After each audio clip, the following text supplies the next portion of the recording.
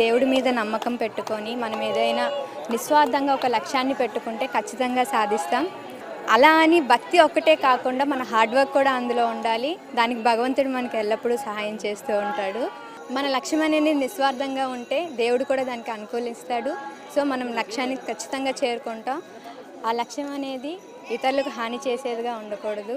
ఈ భక్తి టీవీని మేము ఉదయం నుంచి లేవగానే 4ంటికే లేస్తాను. నేను అప్పటి నుంచి భక్తి టీవీ మా ఇంట్లో మోగుతూనే ఉంటుంది 8 దాకా. దాంట్లో ఎన్నో విషయాలు మేము తెలుసుకుంటున్నాం.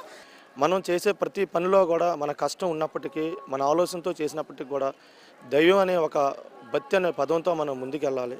దేవుడు అనేక రూపంలో ఉన్నాడు. ప్రతి మనిషి సాయం చేసే ప్రతి మంచి గుణంలో దేవుడు ఉంటాడని మేము నమ్ముతాం. मेरे ओपिनियन में भगवान का मतलब है कि आप उनको जान रहे हो खुद से. భక్తి టీవీ ఛానల్ కోటి దీపోత్సవం 100 సినిమాలు చూసినట్టుగా ఆనందం కలుగుతుందండి. నేను తరచూ భక్తి టీవీ ఛానల్ చూస్తూ ఉంటాను. మా ఊర్లో అందరూ సాయంత్రాలు లలిత పారాయణం చేస్తూ ఉంటాము. ఈ భక్తి ఛానల్ చూడటం వల్ల తరచూ హనుమాన్ చాలీసా, లలిత పారాయణం మాకు కంఠస్థంగా వచ్చాయి.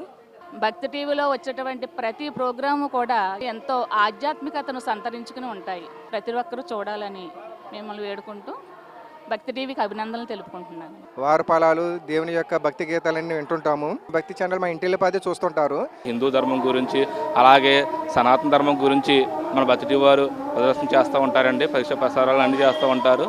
చాలా ధన్యవాదాలండి. మీ కార్యక్రమం చూస్తూ ఉంటాము. హిందూ ధర్మం శాస్త్ర ప్రకారం అన్నీ కూడా దాంట్లో మాకు తెలుస్తూ ఉంటాయి.